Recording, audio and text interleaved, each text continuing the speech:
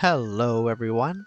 So we've recently hit Class Change 2 on Server 1 and now some of the later servers are also transitioning into the Class Change 2 phase of the game, and if you're a Shadowlash turned Darkblade now turned Nightweaver, you're probably looking at your skills and your talents and wondering, what have I gotten myself into here?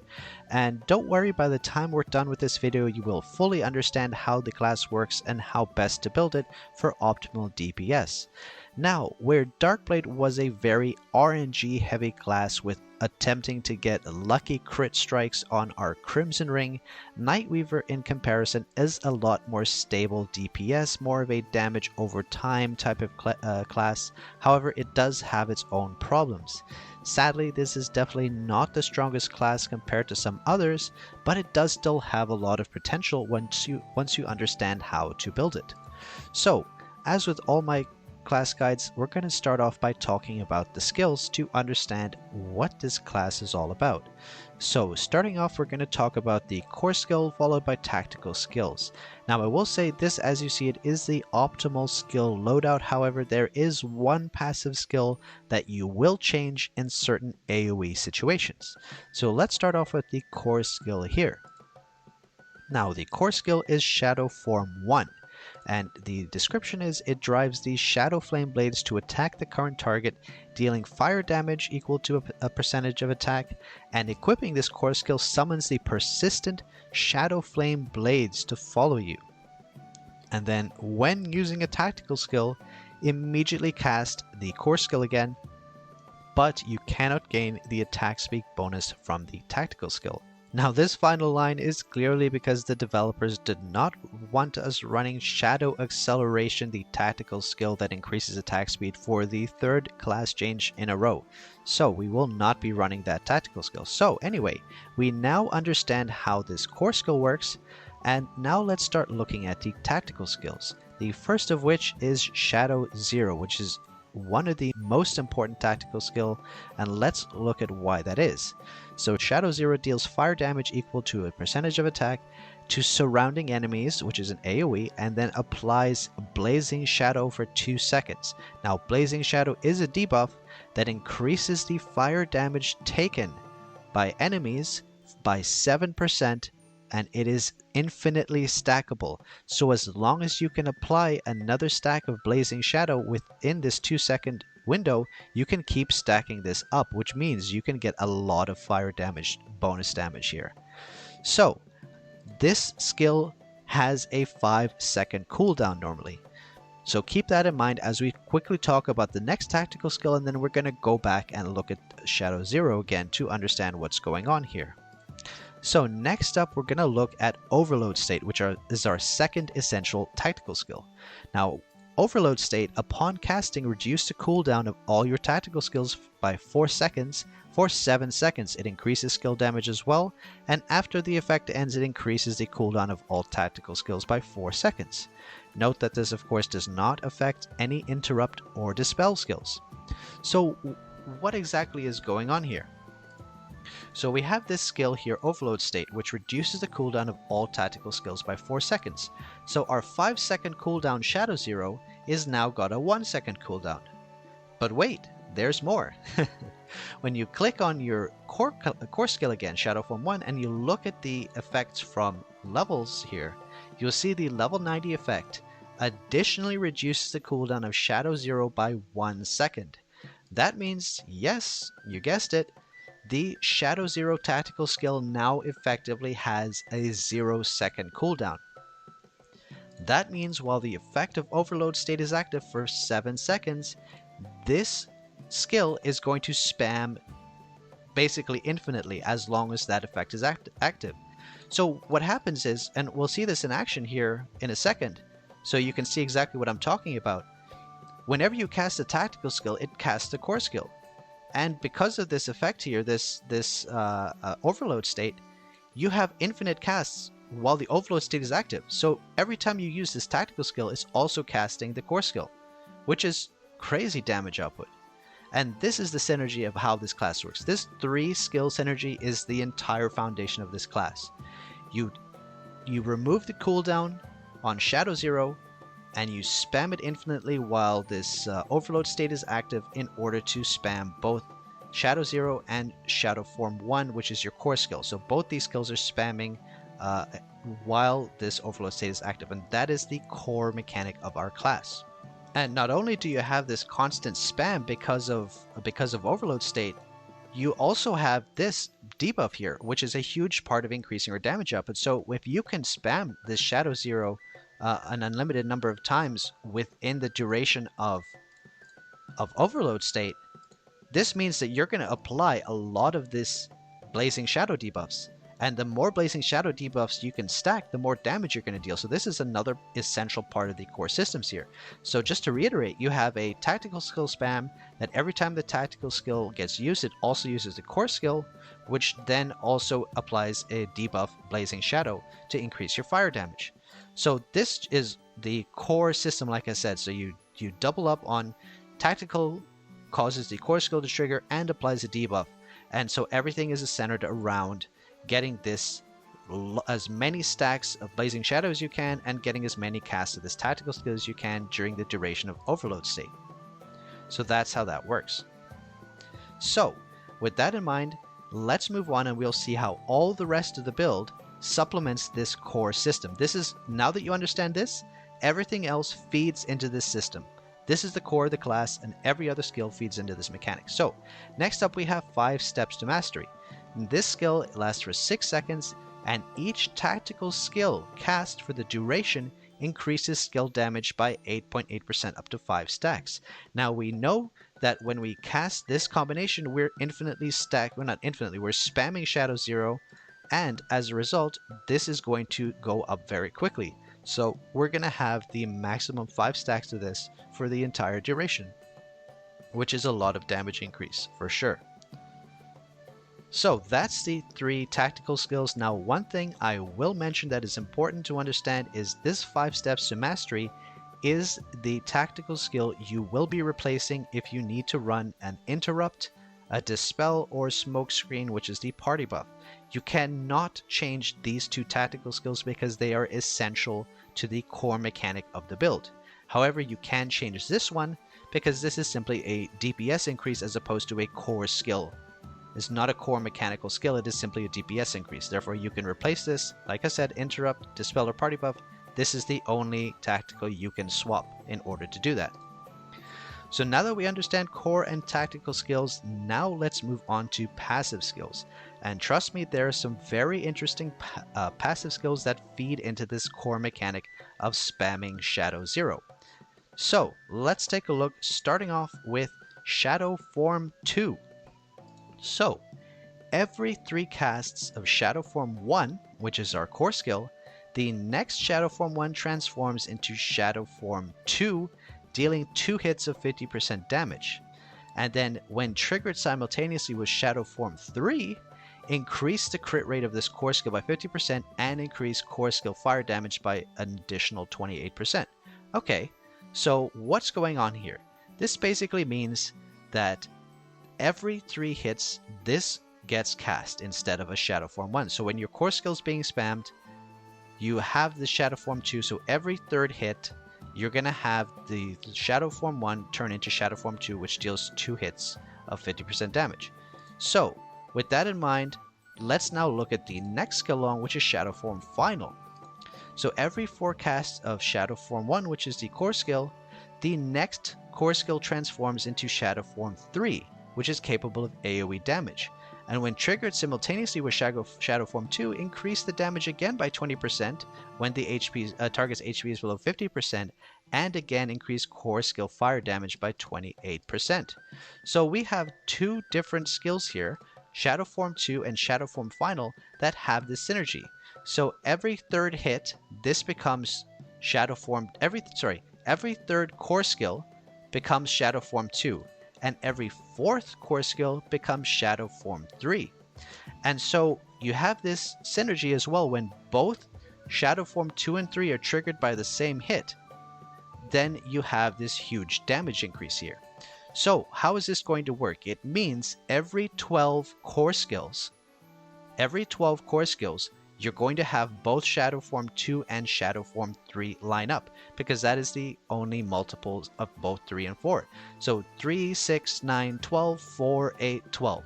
So on the 12th skill, both of these are going to line up, and you're going to get all of this additional damage bonus here, which is significant. And when we get to talents, you're going to see that there's even further synergy when you get both of these skills to line up on the same hit.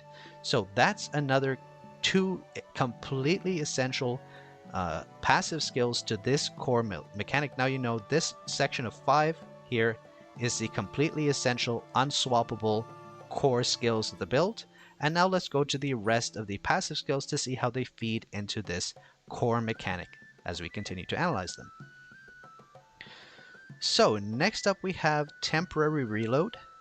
So temporary reload is pretty much perfect for this, because you can see here, after casting a tactical skill, also increase core skill damage by almost 50% here for 1.5 seconds. Now, as we know, when we cast the tactical skill Shadow Zero, it also simultaneously casts the core skill. So this is basically a huge damage increase, because you're always casting the core skill every time you cast a tactical skill, so this effect is always active. So that's a very good synergy, a lot of damage increase from that. Next up, you have another perfect synergy skill, and this is a very interesting one, and I quite like how they thought this out. When dealing core skill damage, reduce core skill damage by 15% for 5 seconds. And when dealing tactical skill damage, reduce non-core skill damage by 15% for 5 seconds. And when both debuffs are present, increase all damage by 53%.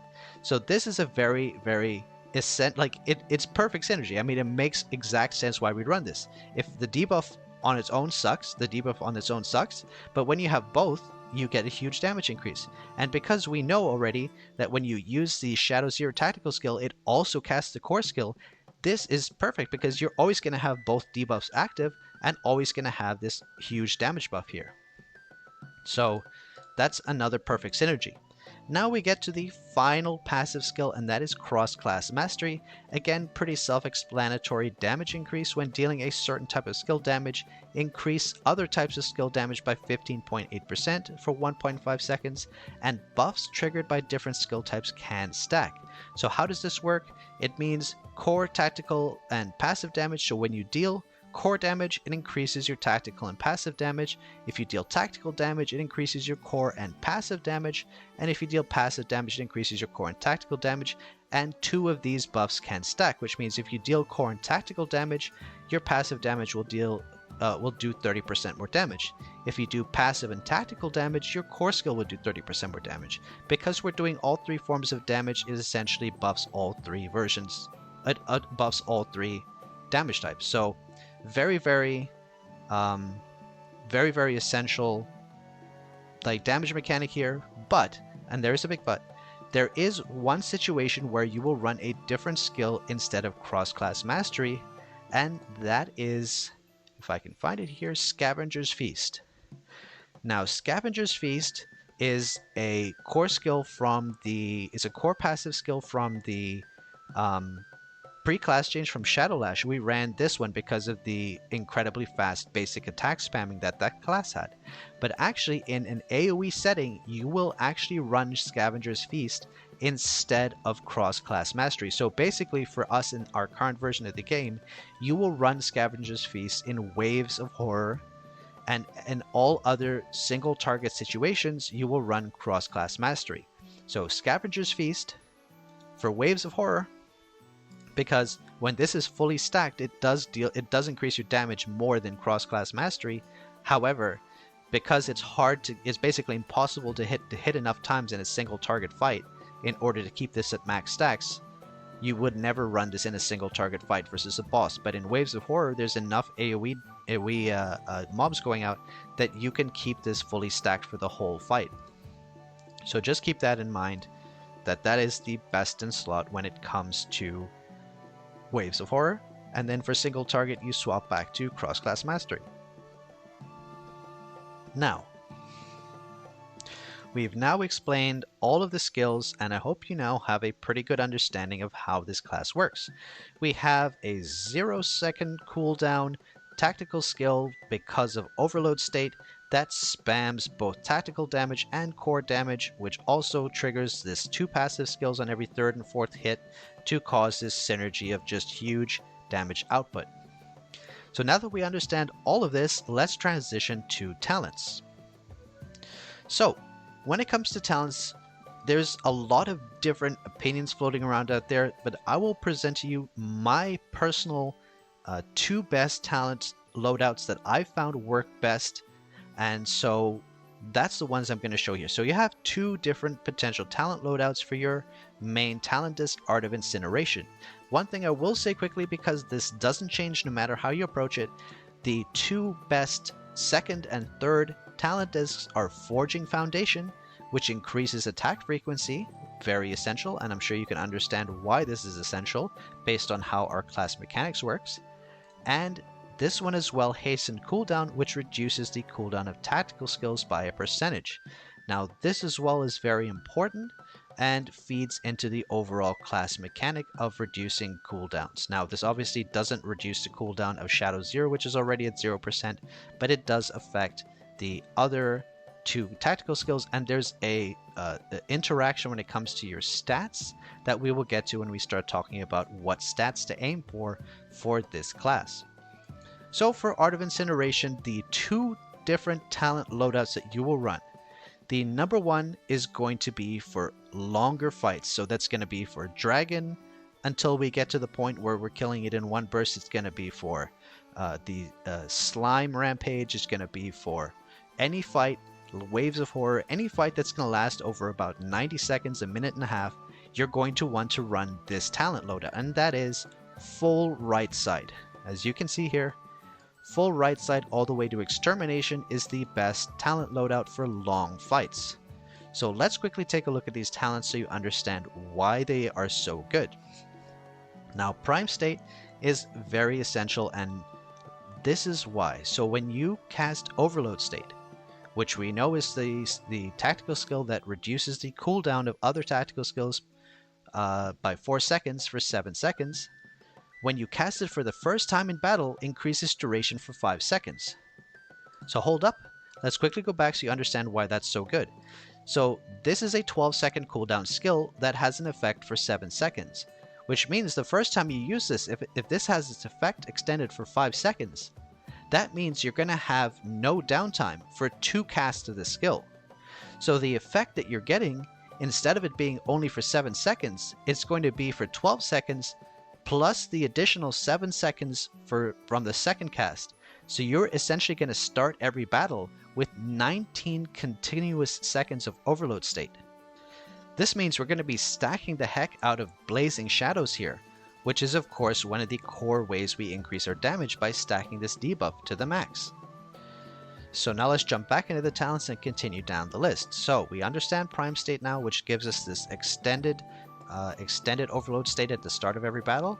Next up, you're going to take Tempered Sight, which is 30 seconds after the start of the battle, increase core skill damage by 15%. As you know, that's a big part of our damage output, the biggest part of our damage output, so that's very important to increase that damage output. Next up, we have Destruction. So you remember from our 2 passive skills that we have this interaction when Shadow Form 2 and Shadow Form 3 are simultaneously triggered, we get a damage increase. But here we have an entire talent based around this. So when you have the simultaneous triggering of Shadow Form 2 and 3, they have the Destruction mark applied to them, and they'll take 15% increased fire damage from you for 10 seconds. So this is a nice additional bonus of fire damage. But when you continue down here, eventually you're going to see that this actually gets quite interesting. So here we have this Destruction mark, which increases the fire damage they take for 10 seconds. And next up we have Explosive Strike. After dealing 10 hits of fire damage to a target with the Destruction mark, detonate the Destruction mark to deal a final hit of fire damage, which equal to 150% of the last fire damage. So this basically, every time you put a Destruction mark on the target, 10 hits after that, you're going to blow up the target and remove the Destruction mark, and then reapply it on the next simultaneous trigger here. Which then leads to the final talent here. Every single time you detonate a Destruction mark, you gain a permanent 7.5% fire damage increase for the rest of the battle. And this stacks up to 10 times, which means in a longer battle, you can see why I said this talent is for longer battles, because as the battle goes on, you're going to have potentially up to 75% increased fire damage from this talent build. So this is by far the best for longer fights. Now, if you do have a fight that's going to last like less than a minute and 30 seconds, less than 90 seconds, then instead you're going to run a different talent loadout. And let's show that now. So I'm going to reset this. And if you're doing a shorter fight, you're going to go right again here for the prime state. Again, the temperate site, these two are the same in both. But then when you get here, you're going to do something interesting. You're going to take both left and right here. And then you're going to take both left and right here again. And this is actually the optimal damage output for shorter fights. For any fights under a minute and 30 seconds, this is going to be your peak damage output. And let's understand why. So we already understand why Prime State and Tempered Scythe is good. We already understand the interaction between Destruction and Explosive Strike, which increases the fire damage and then blows the target up every 10 hits. And then what does Extinction do? So again, this is an interaction from Shadow Form 2 and 3. When it's applied with an Extinction mark, they'll take 3% increased core skill damage from you for 15 seconds and stacks up to 4 times. So at maximum stacks, that's an additional 12% core skill damage, which is very good. And then we get to Hunting Gaze, and now you see here, the damage our Shadow Zero tactical skill does to enemies with the Extinction mark is increased by 200%. So this is another perfect synergy here with the Extinction mark. So this is the optimal talent loadout when it comes to less than 1 minute 30 second fights. And then the previous one, like I said, which is going to be full right hand side here, is the one you would run when it comes to longer fights, 1 minute and 30 second and above or so. So that's the optimal talent loadouts for this class, and again, these two you're going to get to 60 as quickly as you can in order to benefit from their these two talents here, Quick Cooldown 2 and Firm Foundation 2. So that's talents. Now, the last thing we have to discuss is stats, and this is where it can get a little bit complicated, but I promise I'm going to explain it as simply as I can. So, what are the ideal stats for this class? The first is obviously going to be our crit and determination, as it is for almost all DPS classes. Now, ideally, as this is, we do have access to more stats. In previous class changes, we've said aim for the 30 to 35% mark. Ideally, if you can, you're going to want to aim a bit higher. Generally speaking, keeping crit and determination as balanced as you can. Mine, as you can see here, is not perfect, but I'm doing the best I can with my available skills, my available stats. You want to aim for 40 to 45% balanced crit and determination. So 40% crit, 40% determination, or 45% crit, 45% determination, etc., and try to get it into that range. But as long as the crit and determination are balanced, you're going to be in good shape. Now, the second priority after these two stats is going to be haste percentage, but more specifically how haste percentage is increasing our attack speed percentage. Now, there is a calculation that's been done by a lot of players in the other versions of the games, the Chinese versions and Taiwanese versions of the game, that is giving us a chart as to how much attack speed percentage you actually need. And I'm going to show this chart now on screen so we can understand what it means and how you should be getting what amount of haste you need to get the corresponding amount of attack speed percentage for this class. So here is the relationship of cooldown reduction and attack speed percentage to blazing shadow stacks. So what does this mean? This is basically the correlation of how much attack speed percentage you're going to need relative to your cooldown reduction in order to achieve this many stacks of blazing shadow before your tactical skill, the overload state, expires. So first off, before I explain this, what is cooldown reduction? I will show you this quickly in game. So when you go into the stats description here, and at the bottom, very bottom, you're going to see a cooldown reduction and then a percentage. So right now I have 17% cooldown reduction, and once I get to level 60, on my haste and cooldown, I'm going to have 20% here because of the additional 3% cooldown reduction. Now you can also get additional cooldown reduction from stars, from your skill stars. So that's how you get, and the more you have, it affects how much haste you're going to need and how much attack speed percentage you're going to need, and haste increases your attack speed percentage. So let's go back to this chart and take a look. So since I have 17% cooldown reduction, I'll show you how I can read this chart for myself. So I have 17% cooldown reduction. So if I want to have a certain number of stacks per usage of overload, I'm going to have to aim for these attack speed margins here. So for 17%, if I want to get 9 stacks, I need 130% attack speed.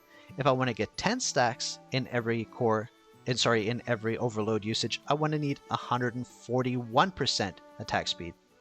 Now, if I want to get 11 stacks, I'll need 154% attack speed percentage, and if I want 12 stacks, I'm going to need as much as 173%. So, the way this works is you're going to want to make sure to balance your haste to give you the correct amount of attack speed percentage to get to one of these levels. So if you're at 9 stacks and you want to get to 10 stacks, you're going to need to increase your haste to get 11% more attack speed. And if you can't reach this level, it doesn't make sense to invest in the haste. You should re-roll that haste into another stat until you know that you can get enough haste to push to this next level. Because if you had if you're at 17% and you increase from 130% to 139%, it'll still only give you 9 stacks, because you'd need that additional 2% attack speed to get to 10 stacks. So in that point, you actually essentially have 9% wasted stats because you weren't able to push the last 2% to get to 141% as you needed. So that's how you should read this chart. You should look at it in relationship to your cooldown percentage, your cooldown reduction percentage, and attempt to aim for this attack speeds floors here in order to get this many stacks of Blazing Shadow debuff during each overload cast. So that's how that works. Now, after you do your crit and determination and your haste to get your attack speed required, now actually I'm making the same mistake I said that I shouldn't be making. I'm 155 instead of 154, which I will be eventually fixing.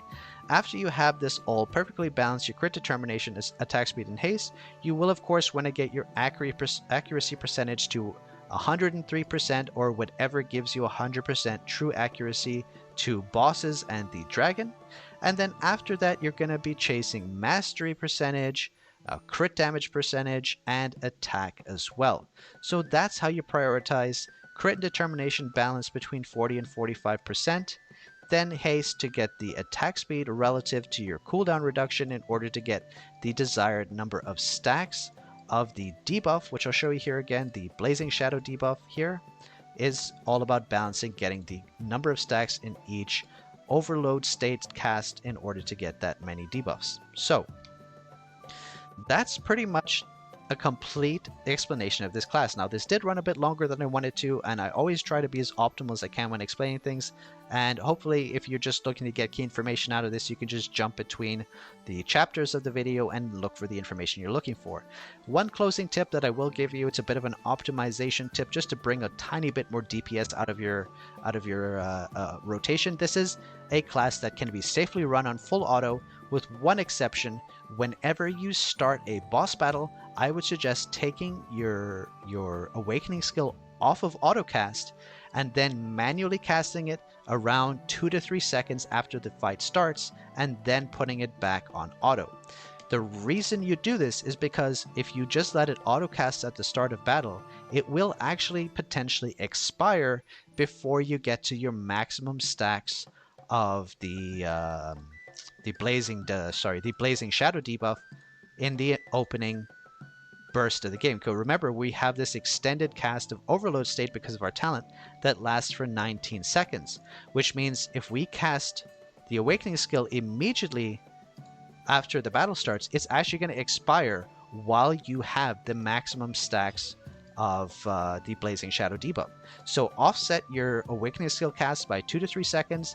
That way it'll remain active before the end of your initial burst, which is your maximum damage output of the battle. So there you have it. I hope you found this guide helpful. Sorry it went a little bit longer than I was anticipating, but yeah, there you have it, a complete guide to the Nightweaver. Hope you enjoyed that. Hope you learned something. If you have any more questions, leave it in the comment down below. Thanks so much for watching. Hit that like button if you liked the video. Subscribe to the channel if you have not already. And hit that notification bell so you know when the next video will be uploaded. And join the Discord if you have not already. I look forward to seeing everybody there. So thank you so much for watching, and I will see you in the next video. Bye!